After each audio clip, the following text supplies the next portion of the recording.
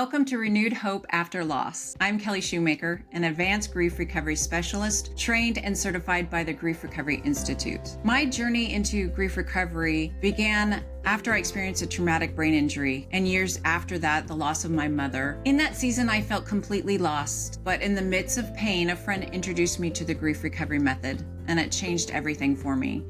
Through that process, I found support, compassion, and most of all, hope. Each week, I want to sit down with some guests who have experienced loss, whether that's through the death, divorce, or other life-changing events, and who have found a path forward to renewed hope. Their stories are real, raw, and ultimately encouraging. Today, I'm honored to welcome my first guest, Joni Nix, and her story of deep faith, quiet strength, an unmanageable loss. I believe her words will speak directly to your heart. So I just want to begin and welcome Joni. Thank you so much for coming and being a part of my first podcast. Thanks for inviting me. Tell me your story. What brought you to the grief recovery method or becoming, and to everybody, I wanted to say too, Joni is a good friend of mine and she's also a grief recovery specialist. And so I just wanted to put that out there.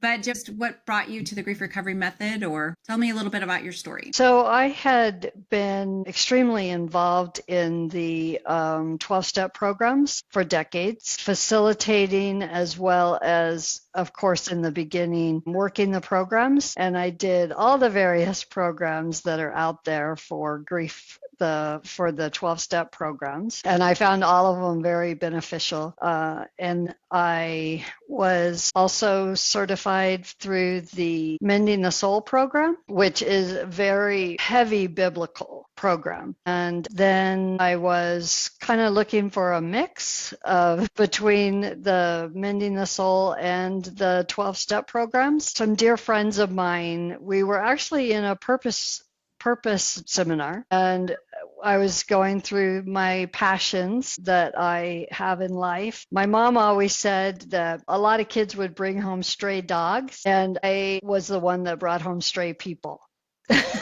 So my heart was always for people and the rawness that we have that sometimes we can't share with each other.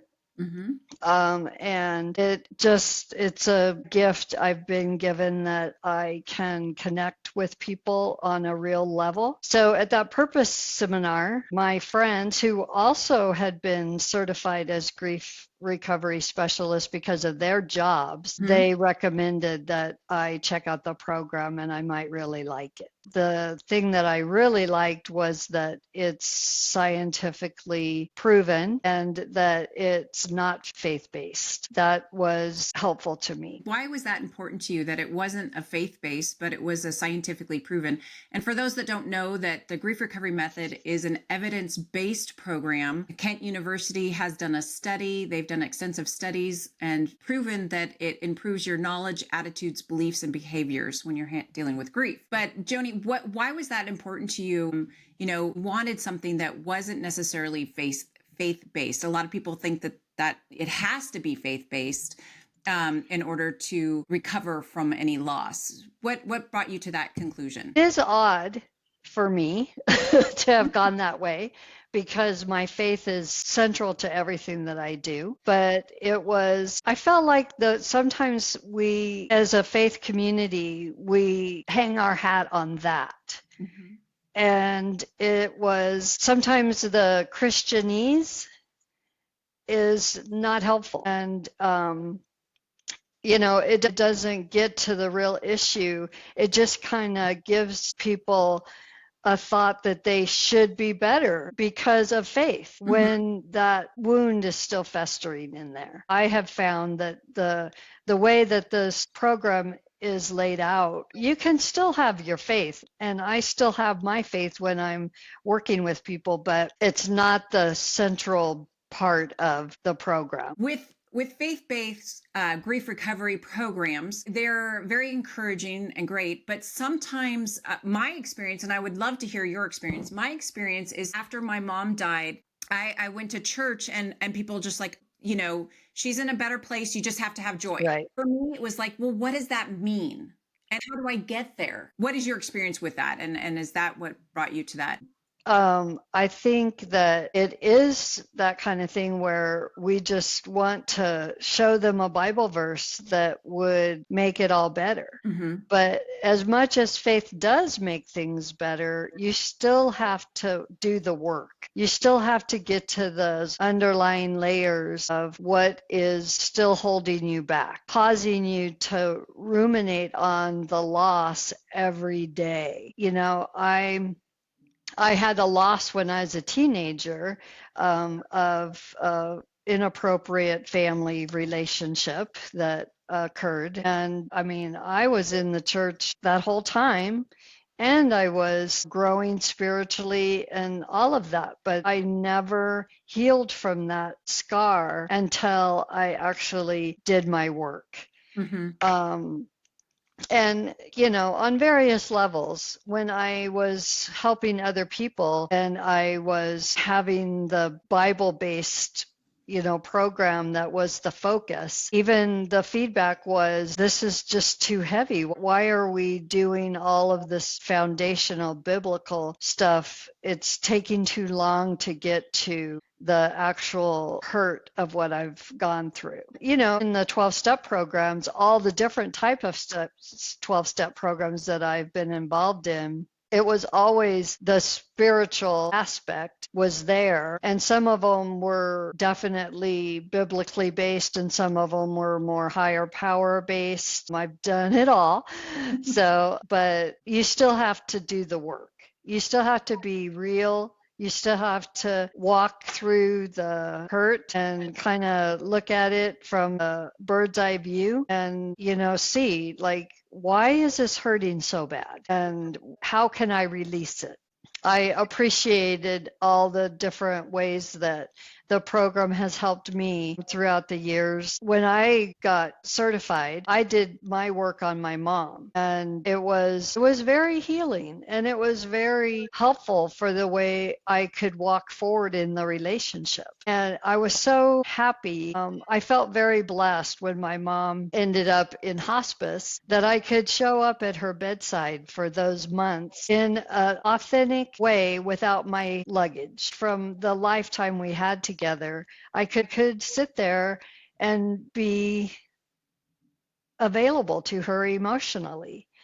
And I ended up processing her again after she moved, but it was very, very helpful to me having already done the program with our relationship. And I really could see that in the way that other people showed up for her in those months. So it was very interesting. So when your mom was in hospice, because you did work, and the grief recovery method is really to dive in deep and find those areas that cause pain with Yep. a relationship. So when you were able to go to that time with your mom in hospice, you've Yep. already helped deal with that and bring out that things and kind of heal from past hurts Right. so you weren't bringing, like we often do, you weren't bringing any anger with you in that past Right. pain to this time. So it was more freeing, is what I'm hearing you say. Definitely.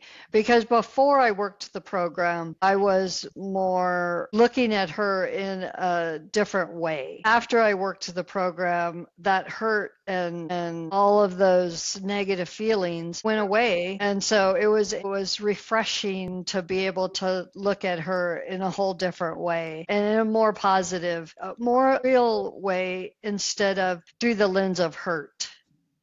So Great. I'm grateful for the program for that. Yeah, that's great. Going back to kind of the other programs, because you have so much experience with other programs, the 12 steps and the other program. With that, those programs are great in their of themselves. They have some great benefits. Be Definitely. able to connect to other people and to Hmm. begin to heal or to begin to feel connection to other people that are in that same situation. The difference, or what I'm hearing you say, and what I've experienced, the difference with the grief recovery method and other methods, it doesn't mean that they do, but sometimes a person can just push those feelings down while they're in Hmm. those groups and really push the pain down and not realize that they're still suffering grief of that loss. And Hmm. so with the grief recovery method, it takes you a step further. It helps you discover what's down there, right? Is that what we're talking about? The difference of really diving in and discovering those feelings that we've buried often. Yeah, and I think that each of those programs are a little different, but the programs really help you to become authentic and deep, if that makes sense. Yeah. Like it has their own language. I will say for myself, my family of origin is not a family that really dives into talking about how you feel, and just all of that was really not promoted and not Mhm. taught. It was not something that was modeled for me. When I learned a lot of that speak through these programs, it is very different. Our society sometimes doesn't want to be real with each other. You know, we go out into the world as everything's great. Mhm. That is one thing that I think we're getting better at it in the church, but definitely I've had decades in churches that, you know, show up well, you say everything's great, praise the Lord, and you get in the car and you fight on the way home. I mean, it's just, So it's kind of maybe encouraged or just expected to kind of wear a mask. I've heard from just my experience and other experiences that sometimes if you show that you're in pain at church, then you must not be a Christian or close to God, or you right. must be failing in some way. And I think it's more broad than that. I think it's society as a whole. Because if Yes. you think about when we're sad, when we're feeling hurt or pain, a lot of times society wants us, and like you said, we're getting better, but I think as a whole, society wants us to hide it, to bury it, that it's not as acceptable. I grew up in a home where it was a sign of weakness. Yeah. If I was crying, if I was emotional, I was a crybaby, or I was Right. a girl. My family, you have to be strong, you have to bury those things. And I think as a whole, society and church, it's like it's you don't want to show up in front of people without having that strength, or I can make it through anything. And I think that's really sad. And I think we need to recognize and be okay that we're human, and that when something happens, to say, hey, I'm having a tough time. Yeah. I'm sad. And not to give the wrong impression, because I've had wonderful people walk alongside of me during very difficult times, and they were there for me. They were a heart with ears Oh, that's like great. crazy, and sometimes just really taking hours to listen, but we never really had the solution of how I was giving up that grief. Okay, so how do I lay that down? Mm, Like, I wanted to lay it down. I wanted to, you know, get better and start my life differently. A lot of times life will hand you some big changes and it takes time really to massage all those feelings and figure out where you are. It's not like, I don't want to say time heals, because it doesn't, but it takes a minute for you in those settings when you're just like venting your hurt hmm to really like get down to the nitty gritty. It doesn't happen in that kind of way. What I have found is it's very helpful in a structured way to Yeah. figure out. Yeah. And we do. We talk a lot about at time that it doesn't do any, if you're not actively doing something to heal, Right. to figure out what's hurting so bad, time doesn't do anything but pass. It just continues. Yeah. And often for me, when I just kept waiting after my mom died, I just kept on waiting the pain to go away, and I had to stuff it. You have to work, you have Right. responsibility. So you're doing For other sure. things. And so I kept on stuffing it down, and I'm thinking eventually I'll feel better. And Yeah. you feel different. I have to admit, you do feel different after Yeah. time. But the problem that I've seen, and you and I've talked about it, you've seen too, is that all of a sudden another major loss happens in your life, and all that grief comes up Yeah. that you never dealt with, and comes up, Yep. and it just explodes all over Yep. everybody. I mean, people Yeah. that you don't even want, it's kind of embarrassing. It's like sometimes for me, it comes out in anger sometimes, and it just explodes all over Yeah. everybody. And it's kind of embarrassing because it explodes over people, your neighbors, your friends, your coworkers, everybody you don't really, oh, I didn't want you to see that part of me. But it's often those things that, man, I didn't even know it was there. And so that's one of the things that I think is so great about the grief recovery method, because one of the first step of the grief recovery method, for people that don't know it, is really education. What is grief? There's, over 40 different things that can cause grief in our lives. Often, I always thought it was just death, that stuff. But I've had health issues and a traumatic brain, and those things can cause grief. Moving to a new home can cause grief. There's so many things. Yeah. But the second part of the grief recovery method, which is so encouraging, it's really about discovery, identifying those things in our life that has happened to us that have caused grief that we have pushed down, and discovering those things and we can discover, oh, wait, I have dealt with that. Or, oh my goodness, I never thought about that, and how much pain that brought me. Right. And then the third part of the grief recovery method is really about taking that discovery and learning new tools to be able to recover from those loss, to actually recover from that grief event, to feel better, to feel less pain, to feel less isolated, to get that stuff, give it a voice so that you can move on and with your life. And I think for me, my big thing is like renewed hope for a better future. Yeah. Well, and it's interesting because we all do it, I think, and we want to be okay, right? We want our lives to be going well and not crying every day and not even knowing sometimes why we're crying. For my own story and clients that I've worked with, sometimes they come in thinking they're going to work on one type of grief that they know for sure they're dealing with, and it ends up being something else that we actually process that first time. It's okay for that to change, and I enjoy it because we're showing up as real partners. Both of us are raw in the moment, understand that life gives us reasons to work on, the grief that we have. It's inevitable. If you've lived, a minute, you're going to have sorrow in your life. Absolutely. It's promised, actually. But it's really great to help people with that and to know the solution, to be able to have that gift of the solution in a workable way to help peel back those layers. What would you say to people that are like, I don't want to work on it, I don't think I need to, or I think I just want to let it go? How would you encourage people of what the benefit of working on that stuff? And even though in the midst, and we can talk about that too, in the midst, it's sometimes really hard getting in that grief recovery method, especially session 5 and 6, it's hard and it hurts. Why would people want to go through that? Well, they've already lived through the hardest part, I think. So remembering it and actually working a process is not as hard as what they've already done. But it does hurt, but it lightens the load. It definitely helps you to be able to have more energy for the other things in your life. It's such a hidden thing a lot of times because we've locked it in a box.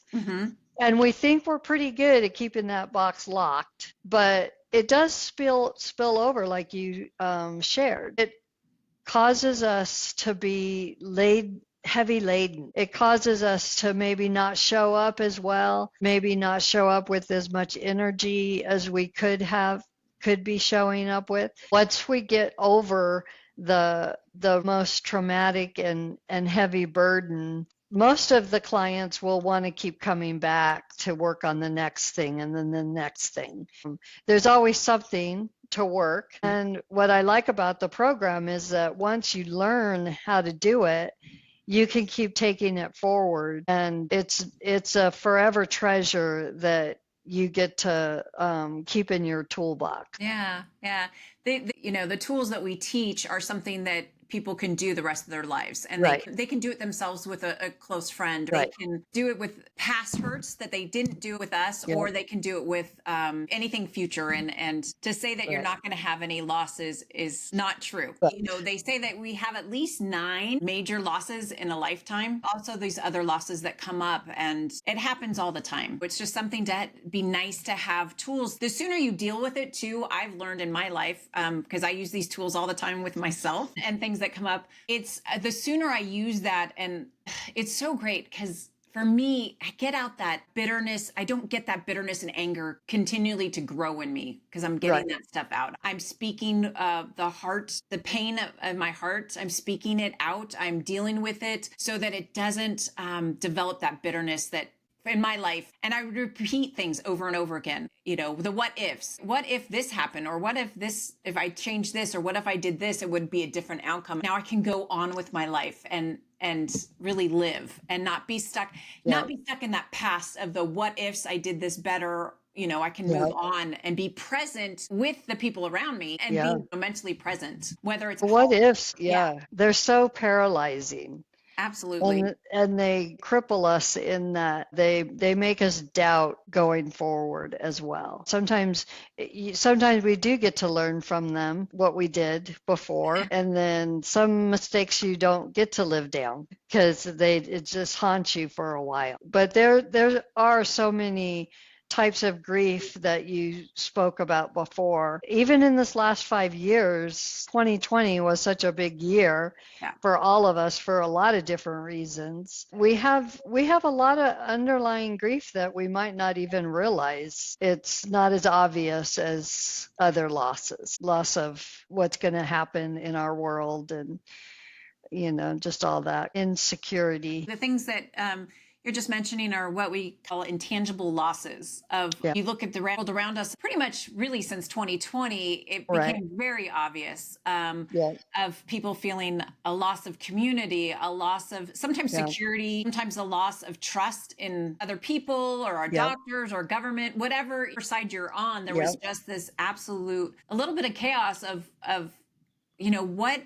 what is life going to be like? Right. And that right there is a loss of hope. There was a lot of loss of hope of, I'm not sure what tomorrow's going to bring. And I think even though we're out of the pandemic, I think some of us are still stuck in that. What is life? When's the next one coming? What's The going to come up? anxiety of it. There's Yeah. anxiety. And then there's just, different wars that are going on. And when is it going to come here? And when is Yeah. it going to affect my family or whatever's going on? And the kids that were in high school at the time and they didn't get to do, the normal things like a prom or football games or graduation. Yeah, I mean, there's so many things that, you know, changed that generation, I think we'll find as they're going forward. And probably one of the first generations as far as our children doing school through computer. And although some of us had done that as adults, distance learning,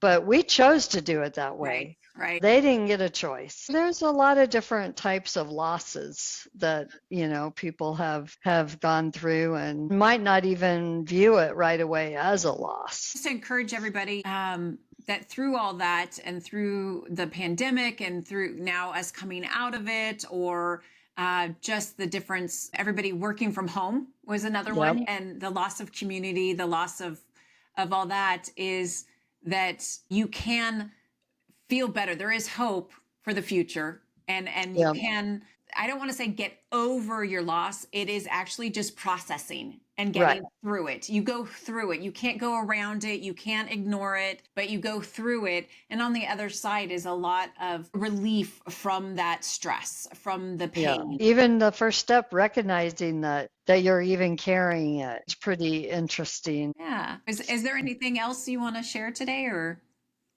talk about? I've been very grateful for the support within our specialist community. You have been integral on that, and I appreciate the ability to kind of pay that forward to people that are referred or that my path goes across. They grow my life. They grow it in a very positive way. And I know that the work blesses them and they bless me at the same time. It's been a really great addition to my life to be able to help people in that way. Thank you so much for sharing your heart. I think you and I share that compassion for people that are going through grief, whether it's they're going through it currently or they have gone through it and they never dealt with it. We really want to help people really discover that and be able to get through it and be Yeah. able to have a Yeah. life that is full of hope and joy on the other side of that pain that they experience. Yeah, because sometimes I think that we do have a need to feel like we're in control, even Mhm. if that's a complete illusion. That's something that I think happens when you have a loss. Depending on what the loss is, you do feel like you're out of control, and that's unsettling that you can't really control what's going on around you. That's a great point because I think, like you just said, you want to be in control, you feel out of control. So I think sometimes we push it down. And that's a way to control it. We just want people to be able to be excited about life again. Joni, if people want to reach out to you, how would they connect with you? So I'm on the grief recovery website, and they can email me through there, Great. and I'll get right back to them. Yeah. So it's thegriefrecoverymethod.com. And you go to the About Us on below. If you scroll all the way down, you can put in uh, where Joni is. Also, if you go to the programs and you look for a one-on-one, you can actually put her name in there and search for her as well. And then you can contact her through that site. Thank you. Yeah, Yes. absolutely. Absolutely. I just want to thank you so much for coming on and being my first guest. It's just a start of hopefully being able to encourage people that they're not alone. Yes. That there are people that really have a heart, that we've been through it ourselves, but we also want to help others be able to get to that other side and to have that hope Definitely. for life again. And so I just want to thank you. And I hope that you guys continue to watch, and we'll see you next time. Thanks so much. Thanks, Kelly.